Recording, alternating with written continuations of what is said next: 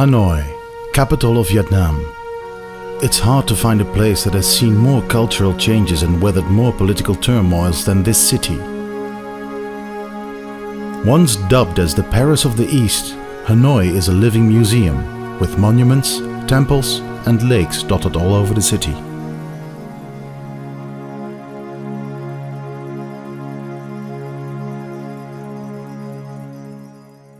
And just like its big European sister, Hanoi also has to face the troubles of all booming megacities in the 21st century.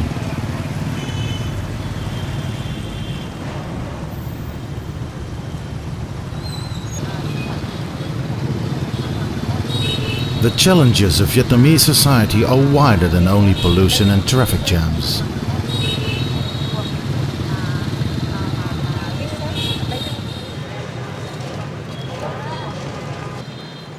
There are the obvious conflicts of communities developing at different speeds.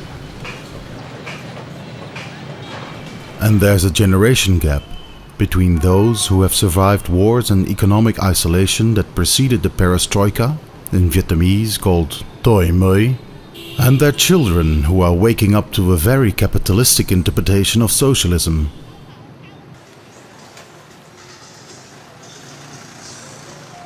Next to these developmental issues, less visible but just as important, is the plight of the indigenous minorities that populate the Vietnamese countryside. Officially, more than 54 distinctly different tribes are recorded. Most often regarded as primitive mountain people, they have a hard time coping with the intrusion of the ever-expanding Vietnamese population.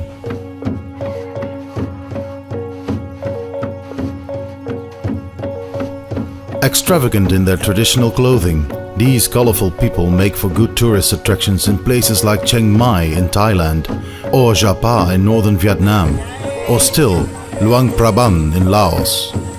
Far less known, however, is their struggle to adapt to the fast-changing realities of modern-day Asia.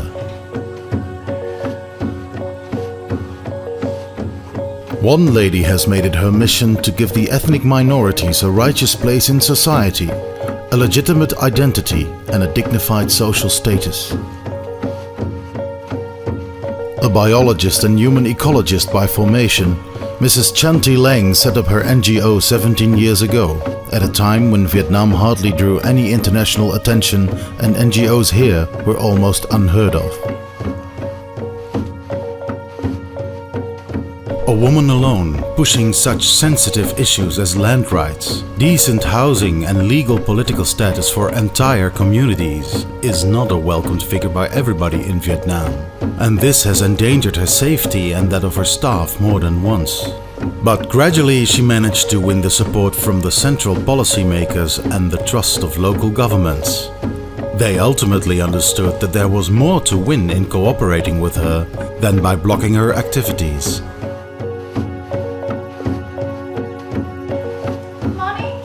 Lang brought a group of enthusiastic professionals around her, biologists, hydraulic engineers, doctors, pharmacists and legal advisors, who helped carry out a multitude of projects throughout the country and even over the borders in neighboring Laos. In traditional indigenous minority society, it's a no door. Housing without door. Yeah. You can free access. So you feel very security, very happiness life. Yeah. Exactly. Yeah. And people never let one to become alone. They're always taking care among each other. Today we mix between Americans, English, Western, so that you didn't see any inspiring indicators showing that the traditional society used to be very, very, very good. To see them at work and to better understand the projects that they are working on, we leave bustling Hanoi to follow SPERI on a field trip to the central highlands of Vietnam. Tuan is our guide on this trip. He is a senior SPERI staff member, an agronomist who worked with highland communities in Vietnam and in Laos for almost 10 years. Tang is a full-time SPERI member too, and his responsibility is to get us all safe to a village called Nasai and back again.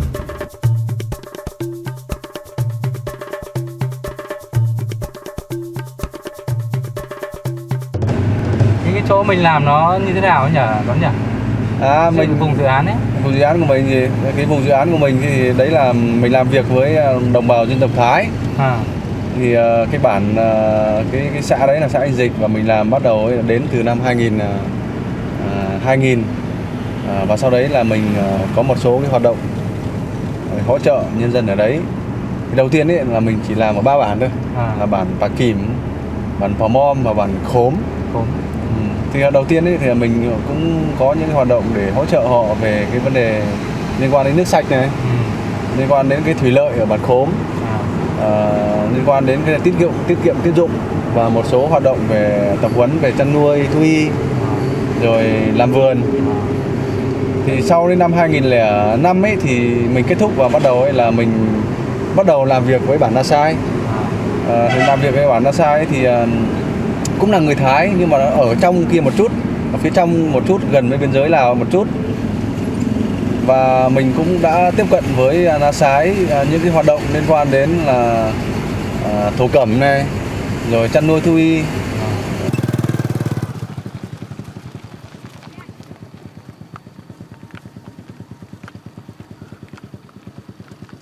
Từ Hà Nội này đúng không? Hà Nội. Sáng đi Hà Nội. Rồi. Thì nó đi theo đường 1 và bây giờ là chúng ta đang ở Ninh Bình. Đúng rồi. Đúng không? Thì một đoạn nữa chúng ta sẽ đến Cầu Giát, có thể là 1-2 giờ gì đấy.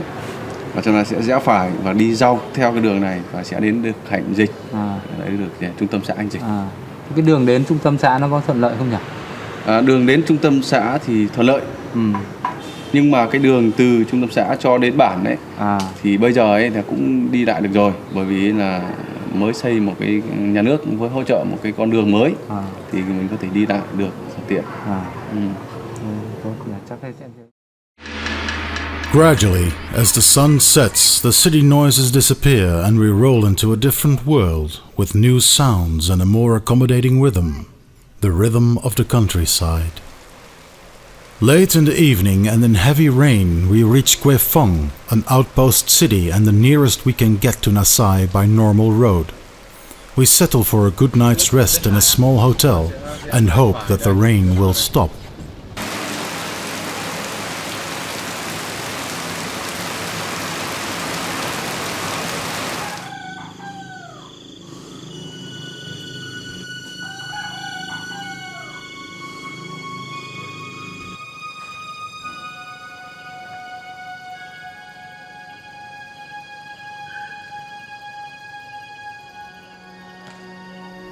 The next morning, fortunately, the rain has stopped, and Quế Phong wakes up to a new day.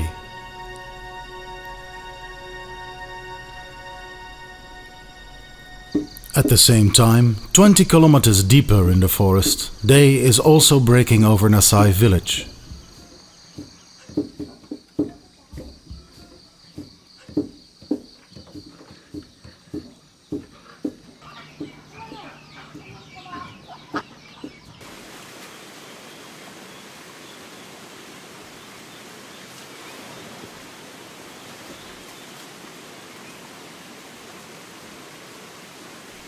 Nasai and Quế Phong. Culturally, they are planets apart, but in distance only separated by a single stretch of thick forest.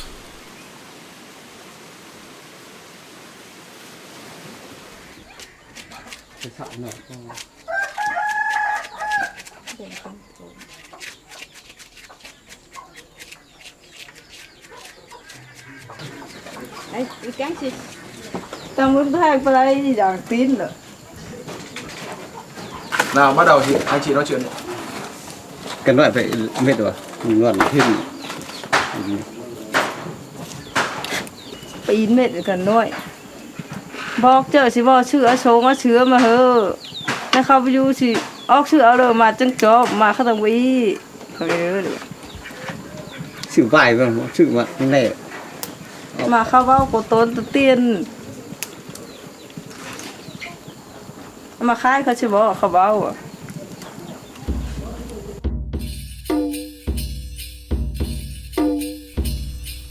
While the Nasai women are preparing to walk to the market in Quế Phong, Tuan is going to meet with Hong Ang, a girl working for SPERI who will join him to Nasai. Mua Thanh ạ, bây giờ là chúng ta hiện tại bây giờ chúng ta đang ở trung tâm của huyện Quế Phong. Đấy thì tí nữa thì mình có thể đi vào trong xã. Hôm qua trời mưa tối em sợ quá, không biết là hôm nay có đi được không, nhưng mà hôm nay nắng là tốt ạ. Với cả cái con đường này bây giờ là họ cũng làm lại để cho tốt hơn. Đường vào Nasai cũng làm lại để có tốt hơn, rất là thuận tiện cho bà con có thể đi lại để có thể giao lưu bên ngoài cũng như là mua bán một số cái sản phẩm ở ngoài trung tâm này. Bây giờ em xin được giới thiệu với anh ấy, đây là Hồng Anh, là cán bộ của SPERI, làm vùng chịu trách nhiệm trong vùng Quế Phong này và biết rất rõ về cái địa bàn của hạnh dịch. Bắt tay. Hong Ang is fairly new in SPERI. She's from Hanoi, but she doesn't shy away from spending long weeks from home and family, trading her comfortable life as a pharmacist in Hanoi with the precarious conditions and sweltering upcountry climate.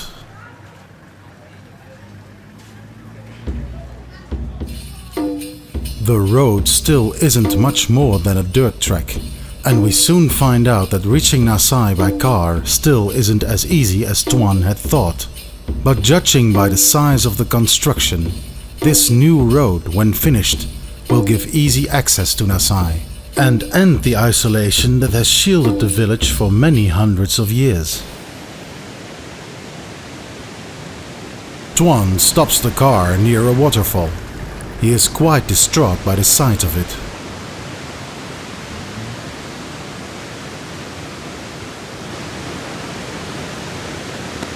Cái thác Sao Va đấy, Sao Va của xã Hành Dịch. Đây là một trong những cái niềm tự hào của người dân xã Hành Dịch đây, bởi vì nó rất đẹp. Mọi khách du lịch đến đây họ đều đến đây tham quan cái thác Sao Va này. Nhưng mà trước đấy nó đẹp hơn bây giờ nhiều. Bây giờ ấy là trước đây nước rất trong, bây giờ ấy, nước là đục. Bởi vì trên đấy là họ đang làm cái con đường, là nước đất từ trên con đường ấy họ chảy xuống. Bây giờ màu đỏ. Cả xung quanh đấy sắp tới nó sẽ bị biến mất. Bởi vì là họ làm cái đập thủy điện ở đây, như vậy là nó sẽ không còn đẹp như bây giờ nữa. Đấy, nhỉ? Đấy, khác này. This road can bring education and prosperity to the villagers. It can bring trade opportunities and better access to healthcare. Those are the things the villagers are hoping for. But this road is also bringing land erosion and pollution. And worse than that, unscrupulous developers will travel this road in search of cheap land.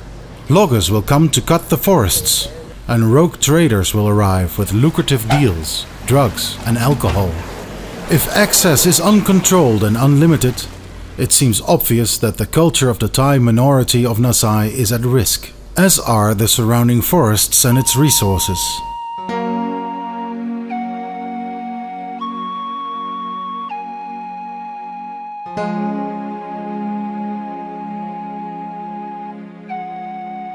These women are carrying their heavy loads 20 kilometers up the road to the market in Quế Phong.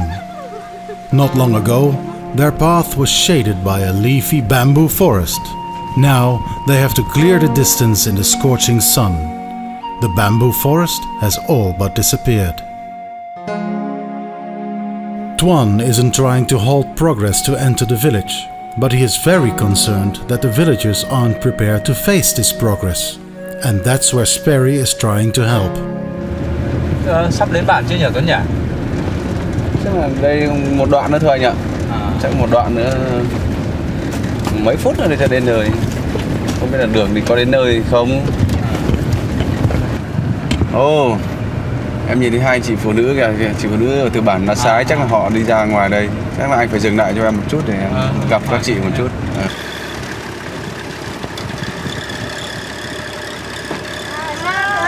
Em chào chị Thanh, chị Thanh. Ôi, chị đi từ bản Nasai ra đi à? Ôi rồi, ôi lâu lắm không gặp rồi. Chị các khỏe không? Vâng, em vẫn khỏe. Thế các chị đi đâu bây giờ đây? Mình ra chợ. À, đi ra chợ à? Đi ra chợ làm gì đấy? Ra bán rau hoa quả. À, thế là đến mấy giờ thì mình ra đến nơi? Khoảng 4 giờ chiều. Ôi rồi, hồi sao mà xa thế nhỉ? Xa lắm. Em bây giờ em đi vào bản.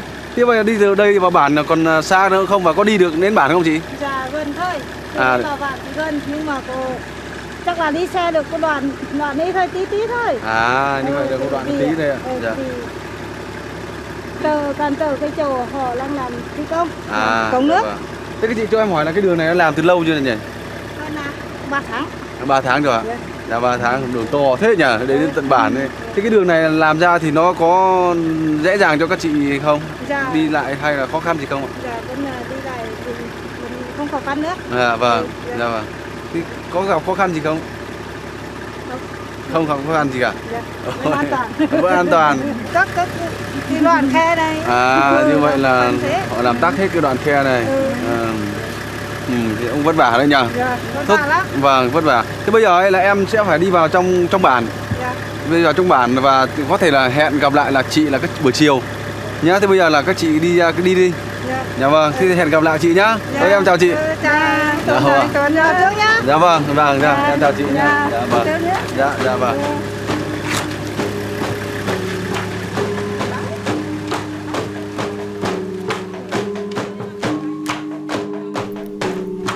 We made it to Nasai, a trip that normally takes the best part of a day by foot, now covered in a few hours by jeep. The road cuts close next to century-old rice terraces and nearly touches the houses of Nasai. Tuan's fears are confirmed. This road will cut also through the way of life of the villagers in their peaceful existence.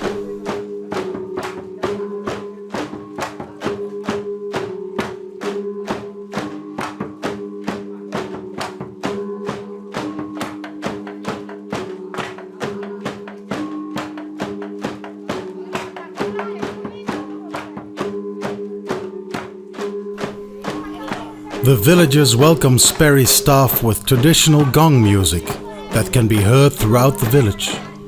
This gong music can be compared to church bells in a western city. It calls the villagers to attention so that they gather around to hear the news. Guests have arrived. The music and dance is followed by a welcome lunch, and then formal introductions are exchanged.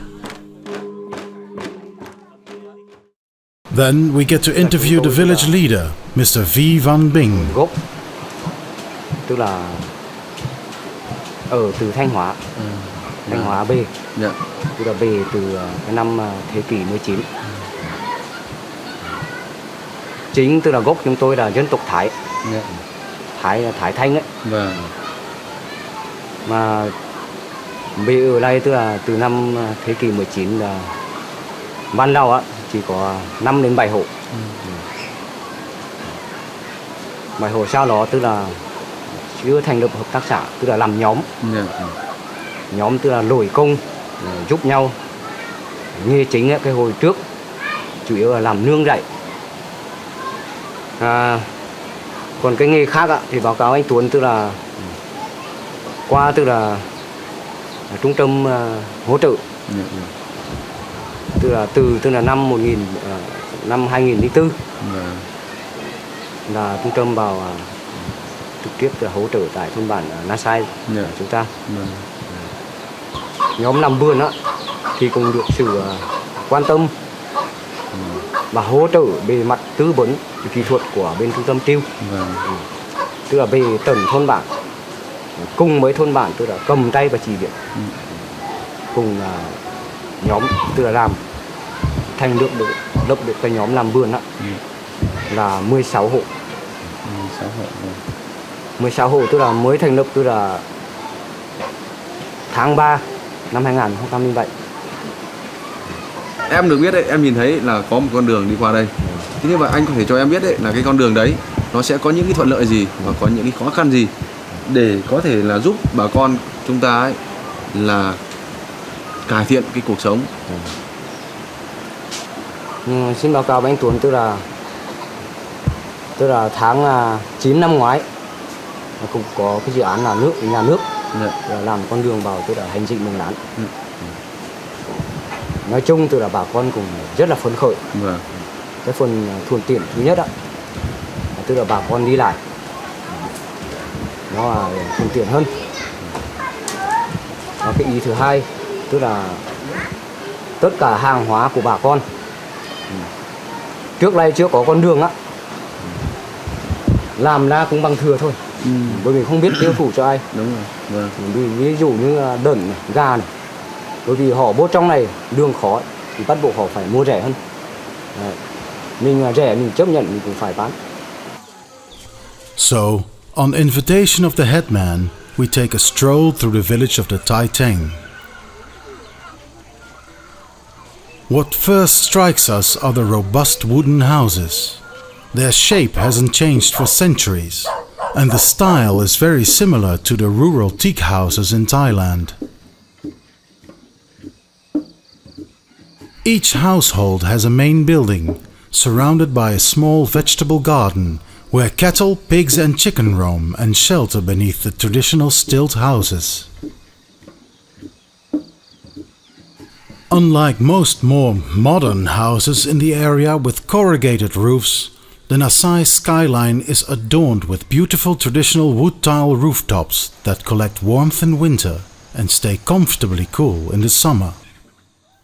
The tiles are perfect isolation against both heat, cold and rain, in a much more efficient way than the more common thatched roofs could ever do. While conceived for convenience, the houses are constructed with unequaled elegance. Each house has one main accessing stairway and spacious balconies on either side to provide ample room to enjoy the cool evening breezes.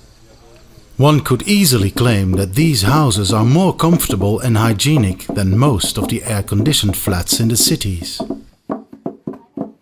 The sound of mortars and rice pestles draws us closer.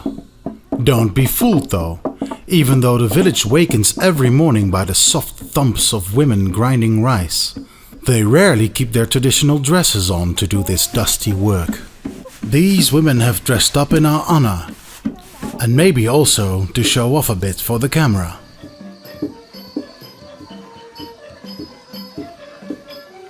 As we continue our walk, we meet up with the party secretary, who, next to the headman, is the most powerful man in the village. He takes us for a walk to the rice paddies.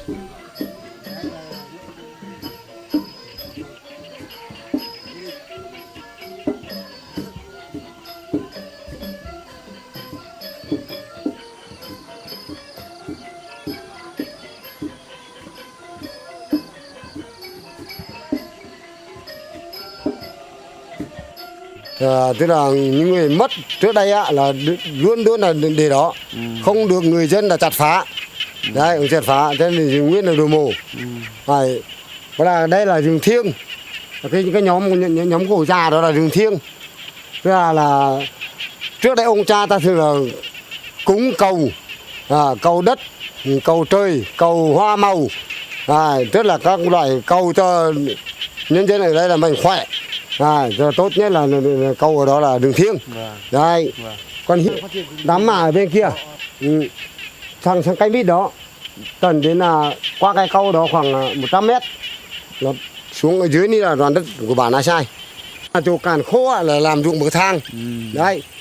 Thứ nhất là phải phát trước, đốt trồng cái một vụ cái này nè, xong thu hoạch lúa xong là làm ruộng bậc thang, trồng các loài hoa màu, tức là ngô, lạc, vừng và đậu vào cái khu vực ruộng bậc thang đó.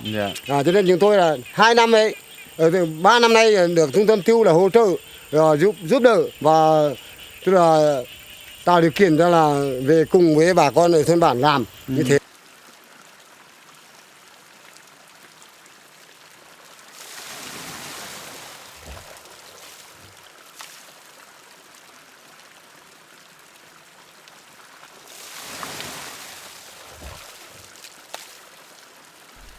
The Thai of Nasai use an inventive irrigation system with huge water wheels that can irrigate even the farthest fields through an ingenious system of bamboo piping.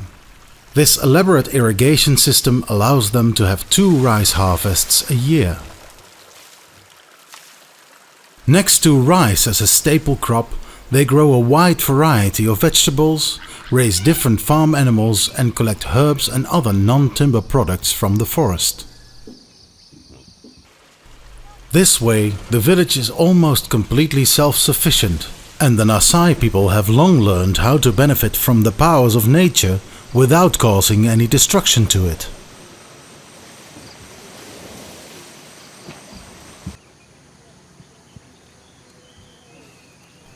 The same cannot be said about the road builders. The road just happened upon the village. Nasai was never consulted about its construction. Will the road to Nasai be a blessing or a curse? The villagers are divided. For most, they worry about safety. It is hard to believe for inhabitants of any big city, but in Nasai, houses stay unlocked and cattle roam freely. Nothing is ever stolen. Mrs. Tang, who coordinates the handicrafts group in Nasai, has her own concerns with the road. She worries that villagers may abandon the tedious process of making traditional textiles in favor of pre-printed garments. Making these beautiful pieces requires delicate cooperation between man and nature.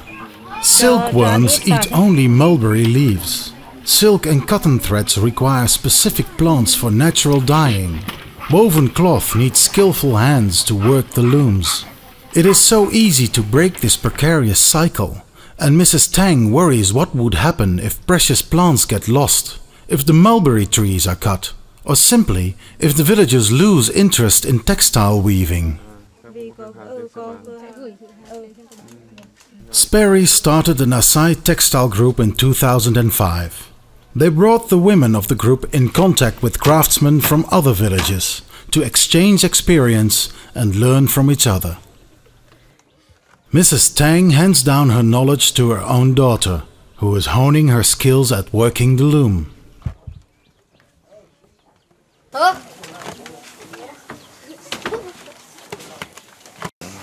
Thế cái màu này là cái chị làm tự nhóm của mình tự làm đúng không ạ? Dạ. Và cách làm là nó cái hoa văn này tiếng Thái của mình là bọ búa. Anh ấy chỉ tô cây. tô cây có nghĩa là cái gì? Con gà. Bọ búa này có nghĩa là bọ gì? búa là hoa sen. Hoa sen. Hoa sen.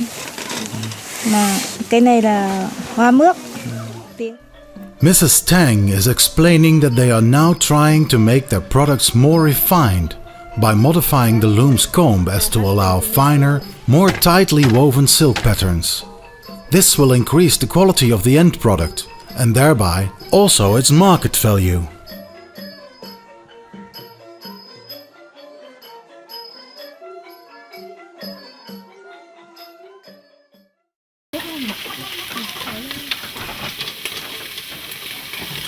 We accept the invitation of Mrs. Tang to have dinner at her house.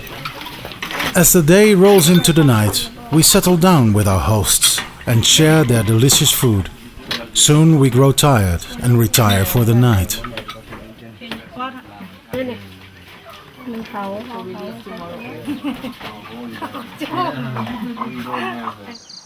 But the nights are short in Nasai village. Some make an early start to bring their produce to the market.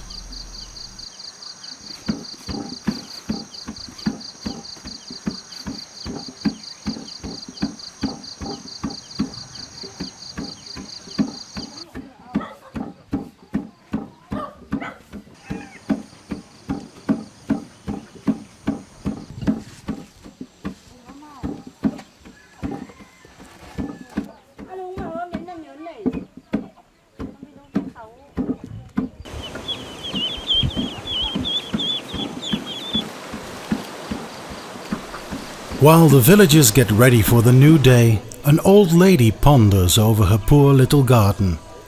But it should not be this way. One man, living just outside the village, is proving to the Nasai people that they can turn their gardens into a paradise if they want to. We visit this remarkable man, called Mr. Nyut, and he proudly explains to us the art of permaculture. He tells us the most important secret is to protect the soil from erosion. He can do that by first making hedgerows, lined off by pineapple plants because these will stabilize the soil. Then he improves the soil quality by planting several species of beans and peanuts in between. Mr. Nyet explains that Just like his fellow villagers, he used to practice slash and burn cultivation. But he saw how this devastated the environment and could not secure his livelihood. SPERI helped him by introducing the permaculture principles to him and by letting him experience gardens in other communities. Now Mr. Nyut is also teaching his experiences to the interested Nasai villagers.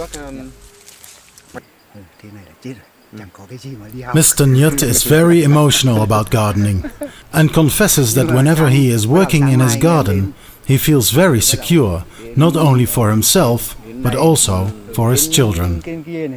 Rồi đi sang bên kia này, đi sang lại đến mài đến kia. Vừa đi vừa hướng dẫn, mà làm á thì ai cũng biết làm cả. From the top of Mr. Nyut's garden, we get a good view on Nasai village and another reminder of the new road that snakes through it. For all the uncertainty it brings, we cannot ignore the advantages either. And today, it is thanks to this road that we have the time to visit another garden, several kilometers up ahead. Và cái bản Nasai thì tuyệt vời rồi, bởi vì nó đẹp một cách tự nhiên mà. Lâu rất thiếu khách. Đây là cái đất của bản Pò Mom này. Cái bản Pò Mom này cũng là cái bản rất là đẹp, và dự án của mình cũng đến đây từ năm 2000 cho đến bây giờ đấy. Và họ có những cái mô hình rất đẹp, rất tốt liên quan đến là quản lý và bảo vệ cái rừng thuốc nam bởi các thầy thuốc nam. Và bản cũng là một cái mô hình rất tốt để cho Nasai học, để làm sao là có thể giảm bớt được những cái tai nạn bên ngoài khi mà cái con đường nó mở đến anh ạ. Thì em cũng rất mong muốn là được đến thăm các thầy thuốc nam ở trong này. Vì nó lâu cũng không qua. Vâng, bây giờ mình vào luôn, bởi vì bản thân em cũng đang bị đau đầu này, để các thầy vào cho Già Tuyên có thể giúp để có thể làm cho giảm cái đau đầu. Đấy anh ạ. Thế thì mình nhất trí là vào nhé, vào một chút. Vâng. Thì anh có thể là dừng cái xe ở cái đoạn đầu này. Vâng, dừng xe ở đây. Qua cái cống này. Xong rồi mình sẽ đi bộ vào trong. Dừng đây. Đây là nhà của Già Tuyên đây. Đây, vườn thuốc nam của Già Tuyên đây. Con chào Già Tuyên. Lâu ngày quá hề. Ôi trời ơi. Lâu lắm rồi đây, xin mời giới thiệu anh Thành. Vâng. Dạ vâng, thôi thì dạ dạo này có khỏe không? Bình thường. Dạ bình thường à. Dạ hôm nay là ôi trời, mấy hôm nay trông đẹp. Mr. Thuyen guides us around in his garden. Two other herbal healers have joined him. Mrs. Van and Mr. Zung both work together with Mr. Thuyen in the Herbal Medicine Network that is sponsored by the NGO. Tôi từ hồi xưa, nói riêng dân tộc Thái hành dịch của chúng tôi thì mấy lâu nay thì dùng cây thuốc nam. Vì cây thuốc nam là có giá trị. Thì nhiều người, nhiều cụ vừa giá trị, vừa đẻ tiền, vừa không phải tốn công sức lao động. Nhiều cụ sống lâu, sống khỏe, sống có ích cùng nhờ cây thuốc nam, vì cây thuốc nam có giá trị. Nhưng cây thuốc nam càng ngày càng đang mất dần, thưa các vị đại biểu. Tuy hạn chế được nạn phát nương làm rầy, nhưng hiện nay việc hạ cây lấy củi đang còn nghiêm trọng, nên càng ngày càng cụt quệ, cây thuốc nam càng mất dần. Sau đó được chủ trương ban hành, bên cạnh được trung tâm tiêu quan tâm và hỗ trợ tổ chức chúng tôi đi tham quan các mô hình, các nơi. Chúng tôi càng thêm nhận thức được cây thuốc có giá trị. Sau đó chúng tôi mới làm thế nào để bảo tồn được cây thuốc nam. Thì chúng tôi từ tổ chức nhóm thuốc nam. Đầu tiên chỉ có mỗi 4 người từ năm 2003.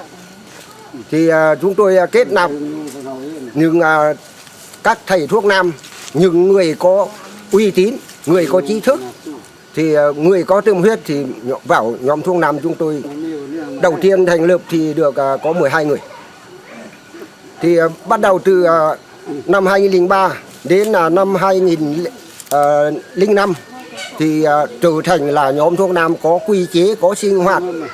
Rồi chúng tôi làm thế nào để bảo tồn được cây thuốc nam khỏi mất dần, thì chúng tôi mới họp tổ chức để bảo tồn cây thuốc nam, đi xác định rừng thuốc nam nơi nào nhiều cây thuốc nhất, thì chúng tôi mới viết đơn xin lên bên ủy ban địa chính rồi phê duyệt cho chúng tôi được sử dụng khoảnh đất rừng bảo tồn, thì trong đó sau đó chúng tôi mới huy động. Mr. Thuyen's herbal garden is a real pharmacopoeia of endemic medicinal species. With help of the NGO, Mr. Thuyen and the other healers are exchanging their experiences. They have identified more than 450 distinct herbal plants and recorded their names and qualities in Thai, Hmong, King and MaLieng language. This way, their knowledge stays within the tribes for generations to come.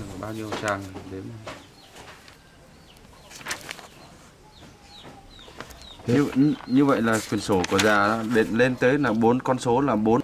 Tuan still has a headache, so Mr. Thuyen invites him back into the house to get out of the sweltering sun.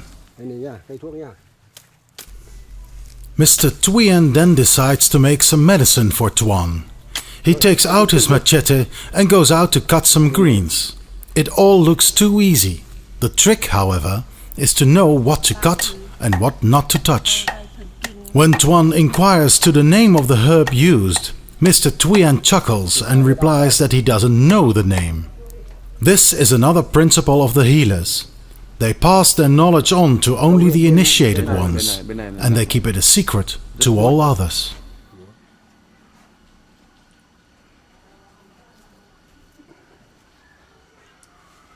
Hồi này xa 3-4 lần thì thôi đi. Dạ. Khỏi rồi. Bây giờ cháu tự xóa gì? Tự xóa đi. After a short rest, Tuan feels a little better and agrees to follow the healers to the herbal forest. This forest of about 3 hectares wide was given to the healers by the government. Mr. Thuyen proudly shows the inscriptions in the rock, which tell in Vietnamese and in the old script of the Thai that this land belongs to the herbal healers of the Thai minority and is off limits to any outsiders. Tức là rừng đấy. Lấy như ông Hoàn giới thiệu vừa nãy. Rồi. Lấy cái này cắm đúng không? Vâng, cắm chứ không. Nhưng mà đàn bà có mang, có thai, có một bà mới chết vừa rồi này. Thì xin là cái bà nó lấy bà cái cây nên nó sâu vào cái dạ con đấy, chọc dạ con đấy. Chết cả mẹ cả con. Cái sâu ở đây làm gì? Sâu mà để cho nó rút thai đấy. Đục biết nhỉ. Cái bà nữa tôi đi đâu chưa tìm được. Có công an tỉnh về bữa nữa. Cây này là chữa viêm gan virus. Ta mà lấy hơn cây về ta nấu uống với thứ khác. Cây này là cây ta bị khớp lấy lá về đâm rồi bỏ khớp. Bao lâu? Hendrik, our cameraman, gets a first-hand experience of how useful it can be to know which plants to use. And it prevents leech. This little Thai village of Pom Om and the house of Mr. Thuyen are incredibly peaceful, and we would like to stay here for a while longer, but we need to return to Nasai village. Tomorrow we have to move on, so the Nasai villagers have arranged a little goodbye party for us.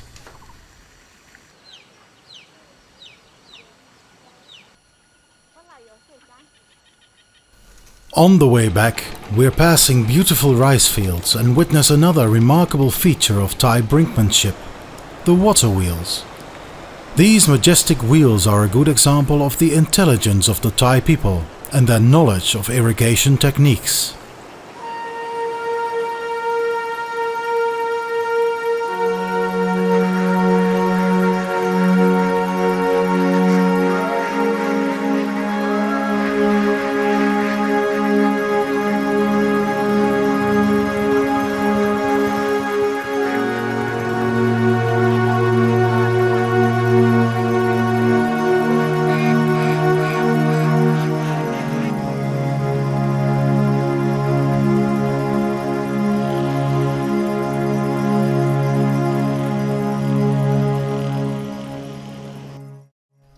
It is already late when we return and the party is in full swing.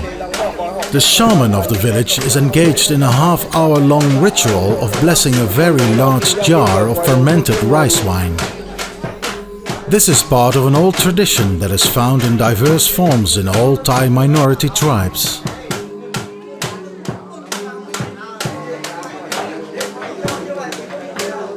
And then it is time for drinking the bittersweet brew. Each villager gets a more or less equal opportunity to drink, measured by a water-filled buffalo horn.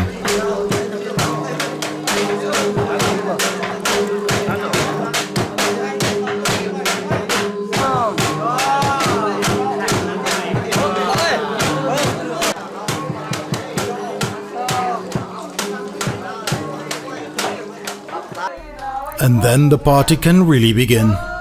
The little electricity available comes from a purely ecological source. A few dynamo turbines placed in the small river. It's just enough for a single light bulb and, of course, the karaoke system.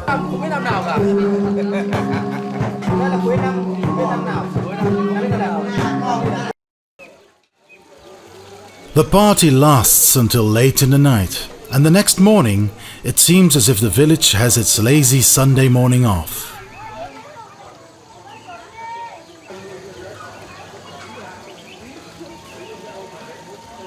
For Tuan, the time has come to leave Nasai. He takes with him plenty of information for the NGO, and he leaves with the assurance that he will soon return to visit his friends again. As he walks back to the car, he can't stop thinking about the road and the challenges it will bring for the village.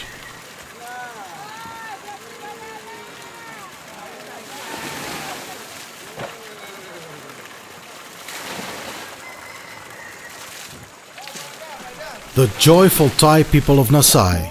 Tuan will never be able to forget their warm hospitality, and he can only pray that their future will be as bright as their always smiling faces.